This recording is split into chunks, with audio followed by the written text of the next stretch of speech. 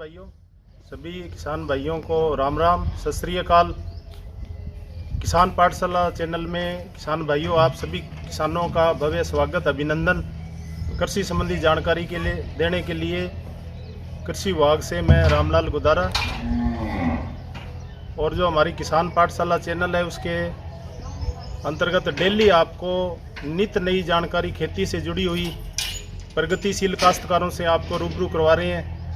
क्योंकि किसान की जो सबसे जो हमारा विभाग है, चाहे हमारा देश है, उसकी सबसे बड़ी जो प्रयोगशाला है वो किसान है, सबसे बड़ी लेबोरेटरी किसान है। क्योंकि किसान खेती के साथ साथ अन्य व्यवसाय भी अपना रहा है। तो आज हम एक ऐसी शख्सियत से, प्रगतिशील काश्तकार नरेंद्र सिंह जी कंबोज से मिलने जा रहे हैं, जो कि एक कृषि स्नातक है। इन्होंने अपने 1999 के अंदर कृषि विषय के अंतर्गत बीएससी एग्रीकल्चर इन्होंने गजसिंहपुर से किया। तो ये अपने एक्सपीरियंस किसान है जो साझा करेंगे, क्योंकि ये भी है जो मिश्रित खेती कर रहे हैं, खेती के साथ साथ में पशुपालन का भी काम कर रहे हैं। क्योंकि जब हम खेती बाड़ी की बात करते हैं तो बिना पशुपालन के खेती संभव नहीं है। क्योंकि अपने देख रहे हैं लगातार जो खेती का उत्पादन है वो कम होता जा रहा है। हमारी जो भूमि है वो बंजर होती जा रही है, भूमि बीमार होती जा रही है, भूमि में है जो ऑर्गेनिक कार्बन कम होता जा रहा है। इसलिए पशुओं का जो गोबर है, गाय का मूत्र है, ये हमारा जो भूमि का उत्पादन है, बंजर होती भूमि, बीमार भूमि को यही ठीक कर सकता है। तो इसके बारे में भी थोड़ी सी विस्तृत चर्चा करेंगे। खेतीबाड़ी के साथ साथ में पशुपालन साथ में होना नितांत आवश्यक है, फिर ही हमें उत्पादन अच्छा मिलता है। हमारी आने वाली पीढ़ियों के लिए भूमि है वो सुरक्षित रहती है। तो इसके अंतर्गत ध्यान रखते हुए हम साथ साथ में पशुपालन यदि किसान करता है तो उससे हमें अच्छी आमदनी भी होती है, खेती के साथ साथ में एक अतिरिक्त आमदनी भी होती है। तो ये बहुत ही मैकेनाइज तरीके से खेती कर रहे हैं। ये अपने 2 पुरस्कार इनको राजस्थान सरकार से कृषि विभाग की तरफ से दे, उसके बारे में इनसे चर्चा करेंगे। जब हम पशुओं की बात करते हैं तो मिल्क प्रोडक्शन के बारे में, पशुओं की संख्या की यदि हम बात करें तो विश्व में पशु संख्या की दृष्टि से भारत नंबर 1 पर है। लेकिन उत्पादन है वो यहाँ पर अच्छी नस्ल के पशु न होने के कारण किसानों को इतना मिल्क का प्रोडक्शन है जो नहीं मिल रहा है। इसके साथ साथ में दूध उत्पादन की जब हम बात करें तो पूरे विश्व में भारत है नंबर 1 पर है दूध उत्पादन में। 1998 से हैं जो भारत पूरे विश्व में नंबर 1 पर दूध उत्पादन में है। सब में श्वेत क्रांति की यदि हम बात करें तो डॉक्टर वर्गीस कुरियन का मिल्क रेगुलेशन में मुख्य योगदान रहा।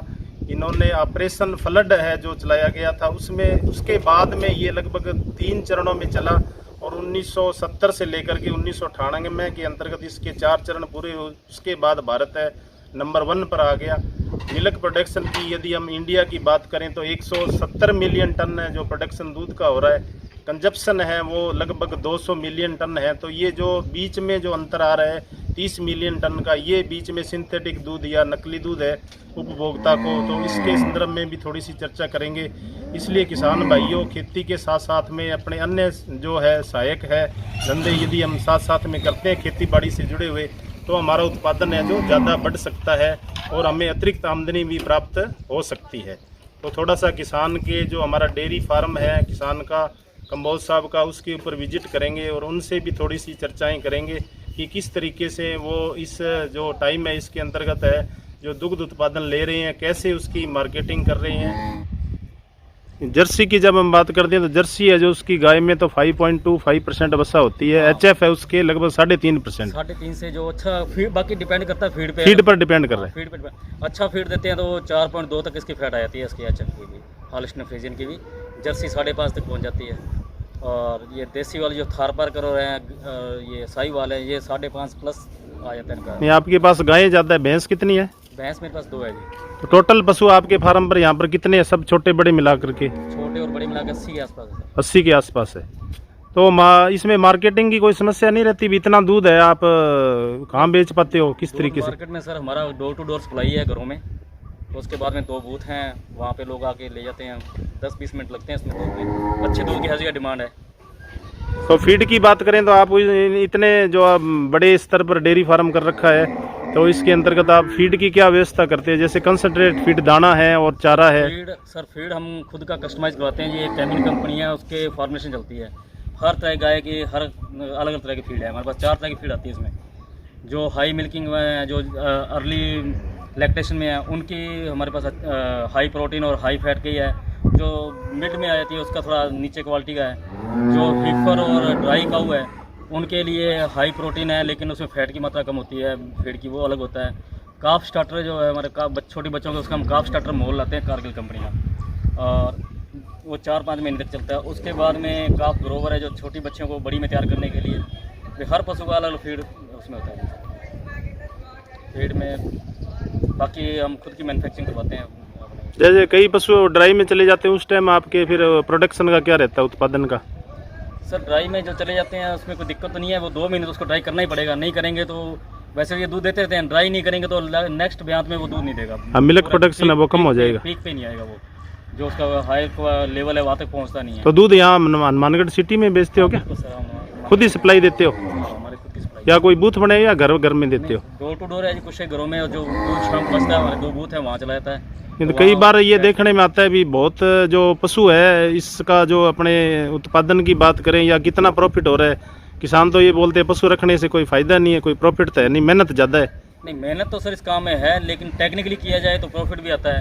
अब थोड़ा सा प्रॉफिट कम हुआ है लागत के मुकाबले, पहले तो 50-50 तक था, अब थोड़ा सा कम है क्योंकि कुछ एक चीज़ों के जैसे यहाँ चारे की महंगाई हो गई है थोड़ी बहुत, और फीड भी थोड़े महंगे थे। अब तो फिर ठीक आ गया, फीड थोड़ा कम रेट में हो रही है। आपके तो जैसे चारे की व्यवस्था, खुद का खेत है तो आप वहाँ से व्यवस्था कर लेते हो, तो कोई ऐसा किसान जिसके पास खेत बहुत मतलब जोत कम आकार की है या जोत नहीं है, तो वो भी डेयरी फार्म चला सकता है क्या? बिल्कुल चला सकता है सर। आजकल फीड चारा जो है आजकल पैकिंग में मिल रहा है, साइलेज आजकल पैकिंग में आ रहा है, और अच्छी क्वालिटी का, कई कंपनियों का अच्छी क्वालिटी का आ रहा है, तो उसको रख के वो कर सकता है।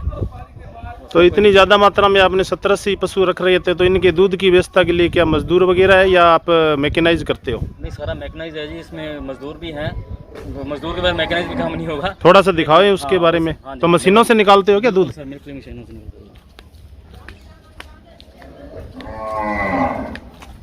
है। दूध निकालने की मशीन है। कितनी मशीनें अपने कम्बोज साहब? 2 मशीन है जी, 4 का सेट है, 2 मिल्किंग मशीन है। छोटा सा मेरा खुद का पार्लर बनाया हुआ है ये।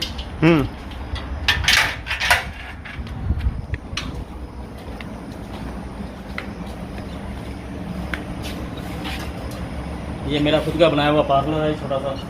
गाय इसके ऊपर आ जाती है, आदमी यहाँ खड़ा हो गया, उसको ऑर्डर पे फिट ही करना है इसके पास।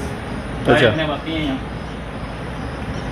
छोटा सा पार्लर बनाया हुआ है। फिर ये जो अपने कैन्स देख रहे हैं, इन कैन में दूध अपने आप चला जाता है क्या? बिल्कुल सर, इसमें अपना चलाता है, और जब गाय का दूध निकल जाता है तो ये इसमें दिख जाता है कि यहाँ से बस दूध बंद हो गया। इसको मशीन का ये बटन है, निकालो बस।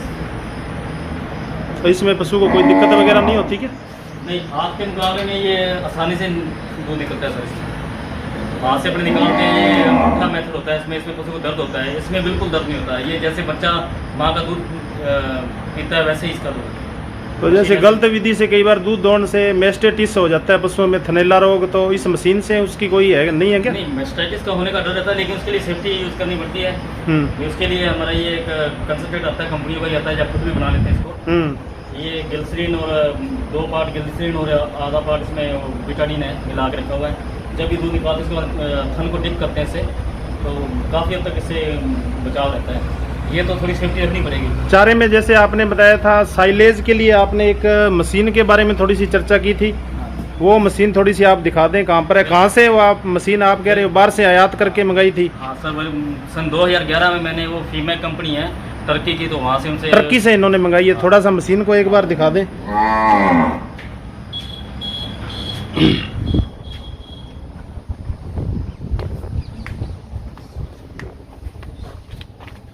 साइलेज बनाने के लिए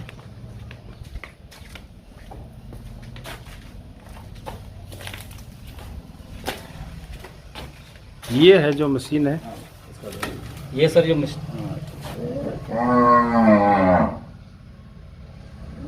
टर्की से ये मशीन जो आपने है आयात करवाई थी। सर ये सन 2011 में मैंने इसको बुक किया था अपने लुधियाना मेले में, किसान मेले में। तो उस साल मुझे ये लुधियाना जो कृषि विश्वविद्यालय का मेला लगता है उसमें, सॉरी अपने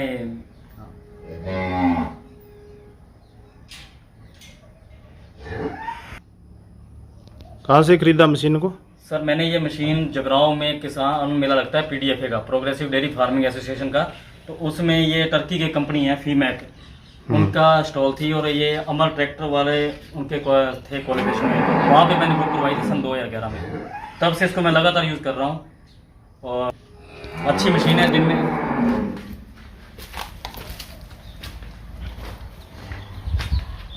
ये क्या चीज़ है? ये मिल्किंग मशीन है, स्पेयर, कभी इमरजेंसी आ जाए, वो बड़ी मशीनें ख़राब हो जाती। अच्छा,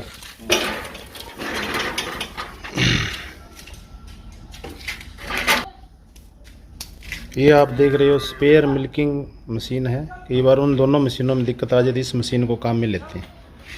थोड़ा सा एक बार पशुओं का विजिट करवा दें। बिल्कुल। ये थार पर कराना है। अच्छा, ये नस्ल है क्या थार पारकर? ये कौन सी नस्ल है? ये जर्सी का बच्चा है। जर्सी का।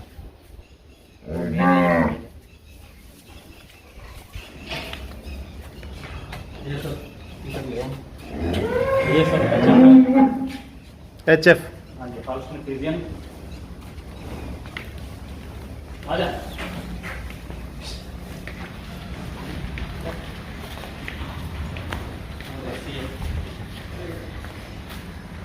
सामने देख पा रहे ये जर्सी गाय है। ये साहीवाल है।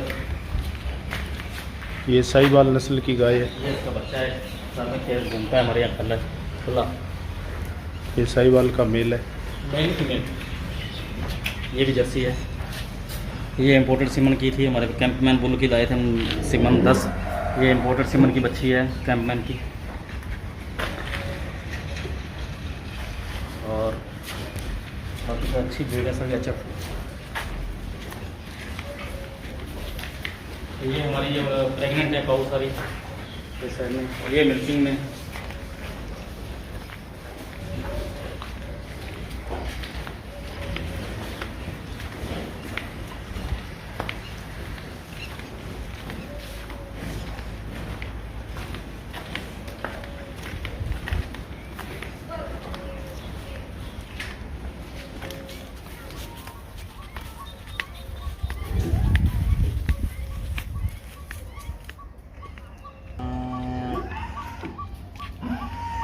तो आपको नरेंद्र जी जिला स्तर पर भी सम्मानित किया गया एक बार, जो कृषि विभाग है आत्मा परियोजना के अंतर्गत है। हाँ जी सर। और एक बार आपको जिला स्तर पर जो पुरस्कार मिला था वो 25,000 का, तहसील स्तर पर आपको 10,000 का पुरस्कार मिला है। तो इसके लिए कृषि विभाग की तरफ से आपको बहुत बहुत धन्यवाद, बधाइयाँ। Thank you sir, thank you. मुझे आत्मा की तरफ से भी मिला था अवार्ड इसमें। तो आपने कहीं से ट्रेनिंग वगैरह ली क्या इसके बारे में? हाँ जी सर, मैं करनाल में गया था सर, अपने NDRI है। NDRI में अपने ये वेटनरी डॉक्टर ले गए थे, हमने डिपार्टमेंट की तरफ से गया था सन 2011 में। तो आप कितने दिनों की ट्रेनिंग हुई आपकी? 7 दिन का ट्रेनिंग प्रोग्राम था सर इनका। 7 दिन का ट्रेनिंग प्रोग्राम हुआ। हाँ जी। और जैसे पशुओं में कोई बीमारियां वगैरह आ जाती है तो डॉक्टर वगैरह उपलब्ध हो जाते हैं? बिल्कुल सर, बिल्कुल। वैक्सीनेशन जैसे पिछले साल की अपने बात करें तो लंपी स्किन आ गया था, तब आपके यहाँ कोई डेयरी में? सर शुरुआत में थोड़ी सी दिक्कत आई थी, लेकिन यहाँ के डॉक्टर आए, उन्होंने उसको शुरू में संभाल लिया था। 3-4 गायों में आई थी, अच्छा, उसको अलग करवा दिया था उन्होंने। उसके बाद में कोई किसी में दिक्कत नहीं आई। फर्स्ट ईयर आई थी, सेकंड ईयर बिल्कुल नहीं आई। जब पीक टाइम था इसका लंपी का, उस साल बिल्कुल नहीं आई मेरे। तो आप डेयरी फार्म और पशुओं के बारे में क्या कहना चाहेंगे? किसान को खेती के साथ साथ में ये व्यवसाय करना चाहिए? बिल्कुल सर, सहायक धंधे के तौर पे इसको करना चाहिए, साथ में कर सकते हो आप बिल्कुल। और टेक्निकल तरीके से करोगे, आपके फैमिली मेम्बर आपको साथ दें, तो ये अच्छा व्यवसाय है। तो मिल्क के अलावा जो इसके अन्य उत्पाद है जैसे गोबर वगैरह, उसका फिर आप कहीं सेल करते हो क्या? बिल्कुल सर, जो हमारे खेत से एक्सेस हो जाता है वो हम सेल कर देते हैं जी। जी। पर वो स्पेशलाइज करते हैं, हम लोगों से थोड़ा अभी तैयार करके देते हैं लोगों को। यहाँ नर्सरी तैयार करते हैं ना, अपने जिम्मेदार जितने भी हैं, धान की नर्सरी तैयार करते हैं। उनको स्पेशल हम यहीं से तैयार करके बिल्कुल बारीक करके और उसको तैयार करके ठंडा करके उनको देते हैं। और बाजार रेट से मुझे 4 गुना रेट एक्स्ट्रा देते हैं वो जिम्मेदार इसमें। तो आप किसानों को क्या राय देना चाहोगे भी ये जो पशुपालन साथ साथ में करना चाहिए? तो ही हमारी खेती है वो सुरक्षित रहेगी, खेती है जो बच पाएगी। क्योंकि किसान हैं जो आजकल आप देख रहे हो लगातार रासायनिक खादों का ज़्यादा प्रयोग कर रहे हैं, जिससे हमारी भूमि की जो उत्पादकता है वो कम होती जा रही है, उपज हमें बहुत कम मिल रही है। भूमि है जो है क्षारीय भूमि बनती जा रही है, भूमि का पीएच है जो बढ़ता जा रहा है। तो ये किसान भाइयों आप देख रहे हो डेयरी फार्म है नरेंद्र जी का, ये इनका यहाँ पर ऑफिस है और ये मेन रोड पर इनका यहाँ पर गेट है। तो किसान भाइयों समय समय पर आपको इस तरह की